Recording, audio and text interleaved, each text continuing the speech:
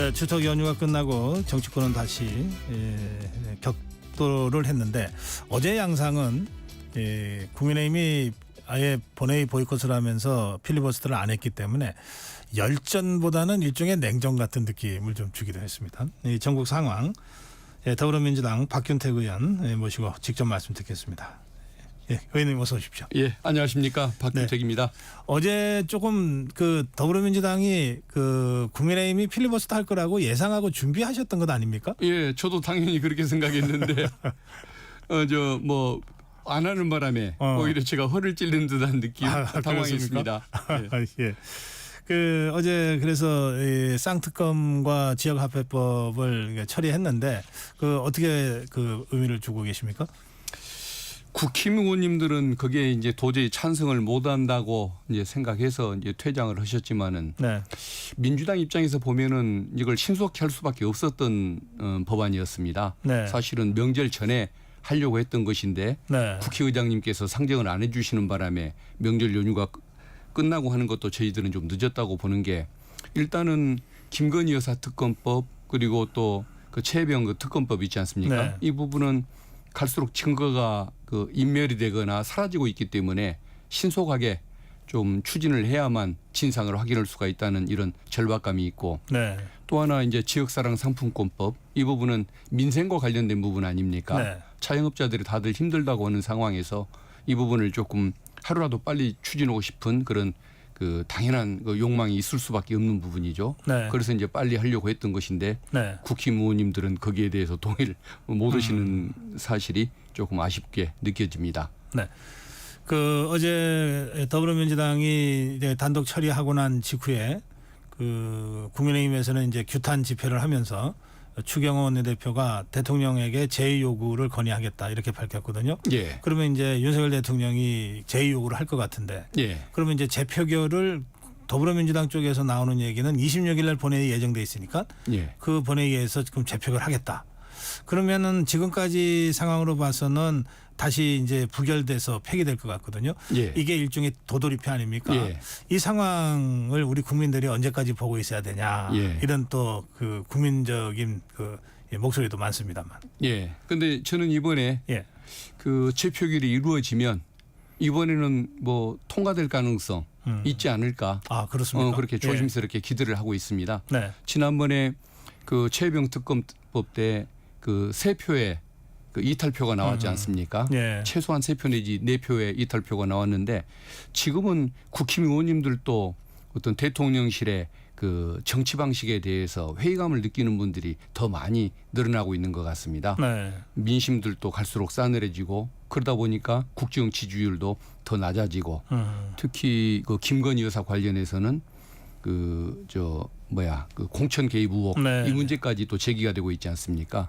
그리고 최혜병 특검법에 대해서는 한동훈 대표가 얘기했던 그 제3자 특검 추천 방식 이걸 또 저희들이 법안에다가 반영을 했던 네. 이런 문제가 있기 때문에 이번에는 저는 그 의미 있는 이탈표가 나오지 않을까 네. 그런 기대를 조심스럽게 해보고 있습니다. 예. 예, 조금 전에 국민의힘의 김종혁 최고위원하고 이제 이 문제를 가지고 이제 전화 대담을 했는데요.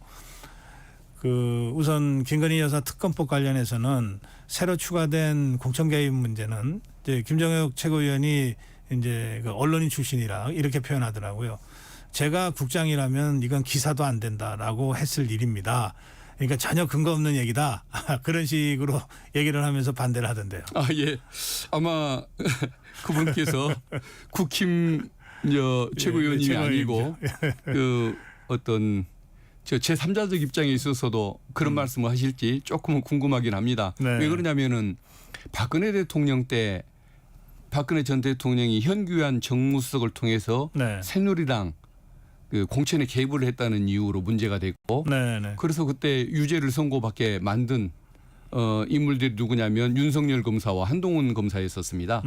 물론 박근혜 대통령이 개입한 것과 김건희 여사가 개입한 것이 비중이 같을 수는 없겠습니다만은 그게 과연 김건희 여사의 개인적인 개입에 불과했던 것인지 아니면 좀 더 조직적인 뭔가 의견 표명을 넘어서 조직적인 개입이 있었던 것인지 이런 것은 진상을 확인을 해봐야 하는 것 아니겠습니까? 네. 특검을 안 할 경우에 경찰이나 검찰이 소환 조사할 리는 없는 것은 분명한 것이니까 이런 기회에 특검을 통해서 진상을 확인해보는 노력이 저는 필요하다고 생각하고 네. 만약에 공당의 그 공천의 그 어떤 그 영부인이라는 그 힘을 이용해서 또는 뭐 대통령과 연관된 뭔가를 힘을 이용해서 거기에 개입을 했다고 한다면 그것은 저는 분명히 형사적으로 문제가 있는 사안이라고 생각을 하고 있습니다. 네. 그리고 두 번째 이제 최혜병 특검법 관련해서는 이제 우리 박균택 의원 말씀하신 대로 한동훈 대표가 주장한 제3자 추천 특검이 내용이 들어갔지 않냐. 그런데 반대할 거냐라고 제가 질문을 드렸더니 예. 그게 무늬만 제3자지 비토권 다 있는데 무슨 제3자입니까? 라고 주장을 하더라고요. 예. 그건 이제 그 특검에 대해서 대법원장이 추천을 하면 네. 그런 부분에 대해서 혹시라도 불신받는 인사들만 추천이 되어 올 경우에 그 경우에 대비해서 놔둔 규정이지 대법원장이 추천한 그 사안에 대해서 민주당이 근거 없는 비토권을 행사할 리가 있겠습니까? 그래서 결국은 어쨌든 추천권자는 그 대법원장이고 그 중에서 그 야당이 고르는 것이고 또 네. 최종적인 최종적인 임명은 대통령이 하는 것이기 때문에 이것마저 거절을 한다고 친다면은 과거에 야당에서 추천했던 그 수많은 특검법들 있지 않습니까? 대통령이 관련된 사건들은 다 야당이 추천을 해왔고 그게 성공적이었다는 평가를 받고 있는데 그걸 부정하는 상황에서 대법원장 추천권까지 부여한 것까지도 반대한다고 한다면 이것은 국힘 측에서 반대를 위한 반대를 하는 것이다. 모든 관심은 국민의 민심은 관심이 없고 대통령실 보호에만 관심이 있다. 이렇게 해석할 수밖에 없는 부분인 것 같습니다. 그렇군요. 네, 알겠습니다. 마지막으로 이제 지역화폐법 있잖아요. 예. 그러니까 어제 이상민 행안부 장관이, 그러니까 지역화폐니까 지자체가 연관돼서 아마 행안부 장관이 입장을 표명한 것 같은데요. 예. 대통령에게 제2요구권을 건의하면서 그 법 안에 보면은 그 중앙정부의 예산권을 상당히 그 침해하는 내용이 들어가 있다. 그래서 이건 위헌적 소지가 있다. 그래서 제2요구를 건의하겠다. 이렇게 이제 설명을 하는 걸 제가 봤거든요. 예. 그 점은 어떻게 보십니까, 의원님? 그 지적이 외형상 보면 맞는 부분도 있긴 있을 겁니다. 그렇지만 예. 모든 법, 모든 제도를 시행함에 있어서는 예산이 수반되지 않는 것은 없지 않습니까? 네. 물론 예산 부담이 조금 더 커지는 문제가 있기 때문에 그런 주장하는 것도 이해가 가지만은 그래도 네. 어차피 모든 입법, 모든 제도 설계 뭐 또 집행 과정에서는 당연히 법 집행 과정에서는 예산이 수반될 수밖에 없는 그런 그렇죠. 특징이 있기 예. 때문에 그 말씀이 꼭 옳은 건 아니고 네. 특히나 이 법을 추진하게 된 배경이 중요한 것 같습니다. 예. 왜 그러냐면 지금 국민들 다수가 문재인 정부에서 윤석열 정부에서 어떤 재벌 감세 문제, 부자 감세 문제만 관심이 있을 뿐 서민들을 살리기 위한 민생 대책을 전혀 내놓지 않고 있는 것에 대한 네. 이런 불만이 많지 않습니까?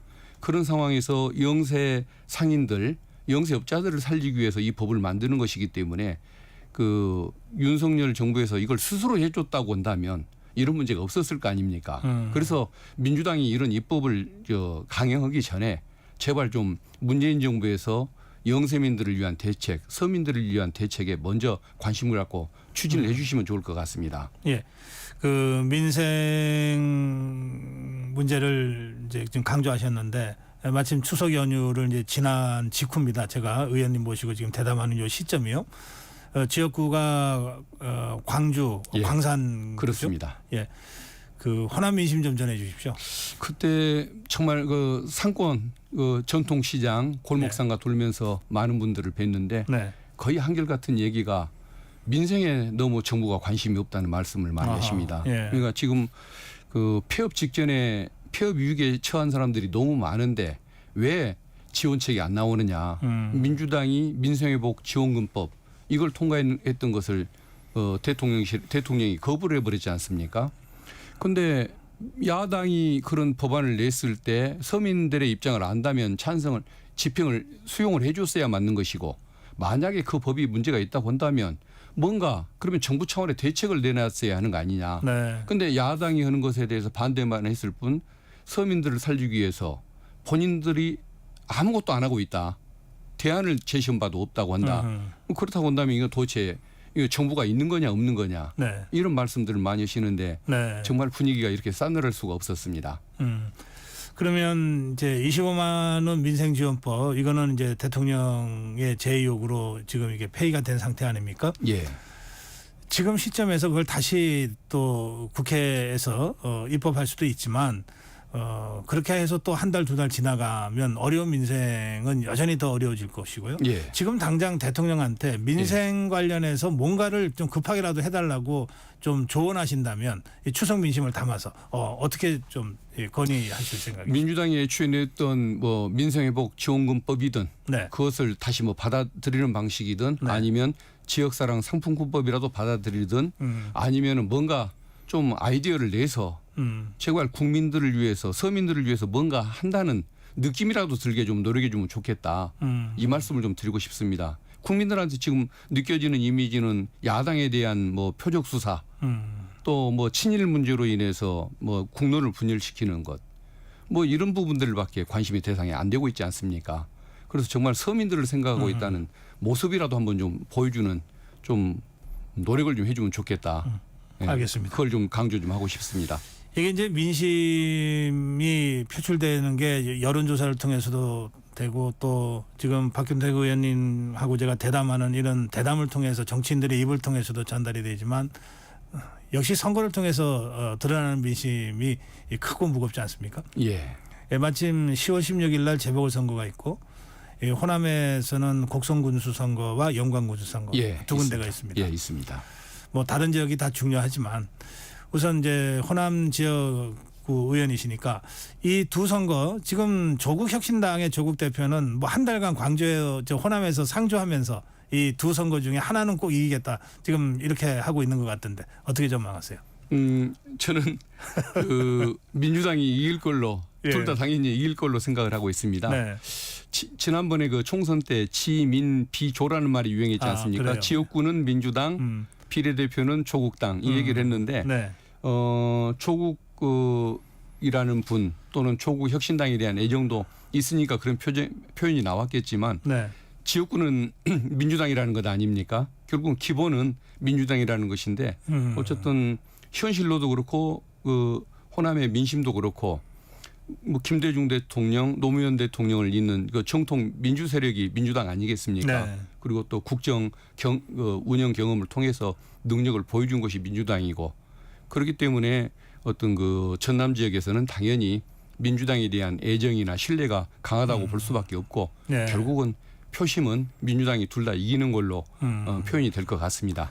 지금 조국혁신당은 조국 대표가 직접 뭐 한 달간을 아예 호남살이 하겠다 그러면서 적극적으로 나서고 있잖아요. 거의 올인하다시피 하는데 지금 박균택 의원 말씀하신 대로 뭐 거긴 뭐 더불어민주당이 이긴다라고 하는 확고한 뭐 이 자신감 때문인지 이재명 대표는 거의 이 선거에 대해서 얘기를 안 하고 있는 것 같거든요. 그게 자신감입니까? 아니면 어떤 겁니까?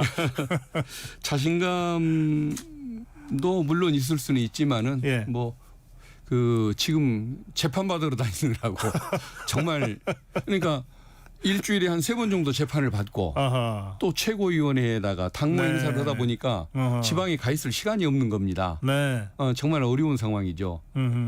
근데 이제 어쨌든 또 더 뭐 재판을 쪼개기 재판을 해서 아하. 일주일 내내 묶어놓겠다는 이런 계획을 검찰이 세워놓고 있는 것 같은데 제발 그런 활동을 할 수 있게끔 네. 좀 야당 제1야당 대표를 좀 놔주면 좋겠습니다. 아이고, 저런. 예. 예. 그러고 보니까 우리 박균택 의원님도 이른바 대장동 변호사의 한 분이셨습니까? 예, 저는 엄밀히 얘기하면 대장동 변호사가 아니고 성남 FC와 예. 예. 그다음에 대북 송금 사건 네. 이쪽에 예. 수사에 참여를 했던 변호사입니다. 예, 그러시죠. 예. 이렇게 그 이재명 대표의 여러 사건과 관련된 변호를 했던 사람들이 대거 국회의원이 됐잖아요. 예. 그러면 이제 그 변호 업무를 못 하잖아요. 예, 그렇습니다. 그 이제 이재명 대표가 그런 이른바 사법 리스크에 대응하는데 좀 전력 손실 같은 게 좀 있지 않았나 그런 생각도 들던데. 그분한테는 손해죠. 왜 그러냐면은 국회의원들은 변호사 휴업 신고도 해야 하고 네. 그리고 저희들이 국회의원이 돼서도 그분의 개인 사건에는 관여를 안 하고 있습니다. 아하, 예. 예, 관여를 하고 있는 것처럼 보는 분들이 있을 텐데 그것은 검찰이 그 수사 과정에서 보였던 그 범법적인 행태, 범죄나 명백한 인권 침해 행위나 이런 부분에 대해서 삼자적 입장에서 지적할 뿐이지 그 사건 내용에 대해서 구체적으로 개입을 하거나 사건 당사자로서는 개입하지 않는다. 변론하거나 이러질 못하기 때문에 네. 이재명 대표님은 손해를 보신 것이 분명합니다. 네, 그렇게 말씀하시면 의원님 그 어려운 그 사건 의뢰인을 저버리고 국회의원이 되신 거네. 예, 저 같은 경우는 따로 재판을 담당하지는 않았고 검찰 그 수사 단계에서 참여만 했었던 것입니다. 예, 뭐 개인적으로나 국가적으로나 이제 이재명 대표의 사법 리스크에 대해서는 관심을 안 가질 수가 없는데 예. 오늘 선거법 결심 공판 나온다는 거고요. 그러면은 뭐 길어야 한 달 안에 선고가 된다는 것 아닙니까? 예. 1심이긴 하지만 예. 이 문제 여부에 따라서는 상당한 정치적인 그 후폭풍이 불 수도 있는데 어떻게 전망하세요? 저는 위중교사도 그렇고 선거법도 그렇고 네. 두 건 다 무죄가 날 거라는 확신을 가지고 있습니다. 네. 예, 그 이유가 뭐냐면은 일단 고 김문기 씨를 성남시장 재직 시절에 알았냐 몰랐냐가 쟁점 아닙니까? 네. 근데 과연 산하 단체의 그 팀장, 산하 기관의 팀장까지 성남시장이 다 할 수 있는 것이냐? 성남시의 그 과장급 이상만 해도 제가 알기로는 거의 200명 가까이 되는 걸로 알고 있습니다. 네. 그러면 산하 공사의 팀장까지 안다는 것이 명백한 것인지. 그리고 이제 외국을 수없이 여행을 했고 수없이가 아니죠. 호주, 뉴질랜드에 갔고 뭐 골프를 친 네. 명단에 있었다라는 것인데 네. 예를 들어 대통령실의 경호처, 비서실의 행정관들 그리고 또 경호관들 수없이 대통령 수행을 하고 네. 또 행사에 뭐 동참을 하고 얼굴도 자주 같이 비치긴 할 겁니다만은 그 이름과 얼굴을 반드시 알아야 한다는 부분은 없는 거 아닙니까? 네. 그것과 마찬가지로 저는 네. 몰랐다는 그 얘기가 어떻게 도대체 그것을 검찰이 입증을 할 수 있는 것이냐 알았다라고 네. 그건 도대체 말이 안 된다는 생각을 하나 해보고 두 번째는 법률적으로 저는 범죄가 될 수 없다고 봅니다.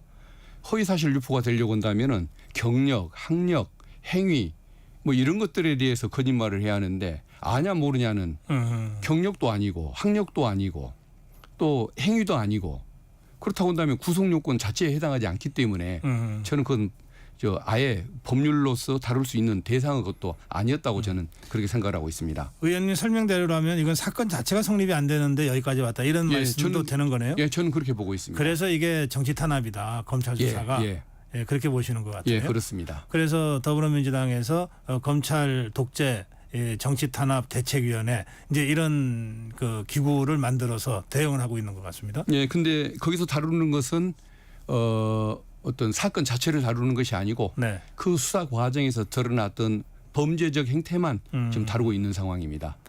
이번에도 보니까 대장동 재판 과정에서 보니까 검사가 진술조서를 불러주는 대로 답을 했다라고 참고인이 얘기를 하는 이런 그 증언 내용이 나오는 것을 봤는데 이건 조서의 조작이고 사건의 창작 아닙니까? 예. 이런 문제들만 다루는 것이지 사건 자체에 대해서 다루는 건 아니다. 진실 문제에 대해서 저희들이 개입하는 것은 아닙니다. 검찰의 수사 행태의 잘못된 점에 대해서 지적하기 위한 기구다. 예, 그렇습니다. 알겠습니다. 예. 그 의원님 그 대통령실의 특별감찰관 임명 이거를 강제적으로 하는 것을 그 법안으로 발의하셨어요. 예. 이게 문재인 대통령 때 박근혜 대통령 때 입법이 돼서 박근혜 대통령을 한번 임명했다가 이제 논란이 있었고 문재인 대통령은 5년 동안 임명을 안 했잖아요. 그리고 윤석열 정부에서도 아직 임명을 안 했습니다. 이걸 어떻게 강제하실 겁니까? 지금까지 그게 공석이었던 이유가 뭐냐면은 네. 주체가 불분명하고 절차가 좀 애매하고 기간도 강제를 하지 않았습니다. 추천권자가 국회라고 해놓으니까 네. 여당 책임인지 야당 책임인지 300명의 의원 책임인지 불분명했지 않습니까? 예. 그래서 이번에는 주체를 국회의장이라고 특정을 했습니다. 네. 그리고 또 절차에 있어서도 그 기간을 뭐 열흘 이내에 해야 한다. 또 사흘 안에 임명해야 한다라고 이런 식으로 분명히 기간을 뒀기 때문에 주체와 기간이 분명해지고 또 대통령이 임명을 하지 않으면 피추천자 중에 2명 중에 한 명 그중에 나이가 많은 사람이 자동 임명되도록 해놨기 때문에 이제 이 법이 통과된다고 한다면 그때는 반드시 공석이 이제 공석 상황을 바로 면할 수 있는 그런 법이 될 것입니다. 이 특검법, 특별감찰관법은 법원이 있는데 그동안 문재인 정부도 윤석열 정부도 하지 않은 예. 그러니까 이거를 이제 절차를 분명하게 구체화시켜서 거의 자동으로 임명되게끔 만들겠다. 예, 그렇습니다. 그럼 이거는 여야의 정치적 이해관계하고는 좀 차원을 달리해서 볼 수도 있는. 예, 그렇습니다. 그러니까 야권에 추천권을 주긴 했지만은 어느 정권이 되든 간에 야권에서 추천하는 인물 중에 한 명을 대통령이 임명하도록 그렇게 한 것입니다. 특별감찰관은 야권이 추천하고 예. 국회의장이 임명하는 식으로 그렇게 예. 법안이 돼 있습니까? 예, 그렇습니다. 그러면 이건 또 여야 간에 또 어쨌든 또 이 토론은 좀 필요한 그런 상황인 예, 것 그렇습니다. 같은데요. 만약에 야권인 것이 그렇게 싫다고 한다면 예. 여야 함께 뭐 추천권을 뭐 주는 것도 뭐 불가능은 아닐 것 같습니다. 예, 알겠습니다. 추석 연휴 끝나자마자 저희 방송에 나와주셔서 전국 현안에 대해서 쭉 설명을 해주셔서 고맙습니다. 짧게 마무리 한 말씀, 인사 한 말씀 듣겠습니다. 예, 정말 민심을 듣기가 거북할 정도로 정말 현 정부에 대한 비판의 목소리가 높습니다. 정말 윤석열 대통령께서 정말 그 서민들의 삶에 좀 관심을 갖고 국민들의 공감을 얻는 정치를 펼쳐주기를 바라고 있고, 민주당이 야당이 여당의 그 발목을 잡는 것이 아니라 여당이 야당의 발목을 잡고 있는 이 현상, 이런 것들이 좀 빨리 좀 사라지기를 한번 기대해 보겠습니다. 예, 오늘 말씀 잘 들었습니다. 예, 고맙습니다. 감사합니다. 예, 불러주셔서 감사합니다. 네, 더불어민주당 박균택 의원이었습니다.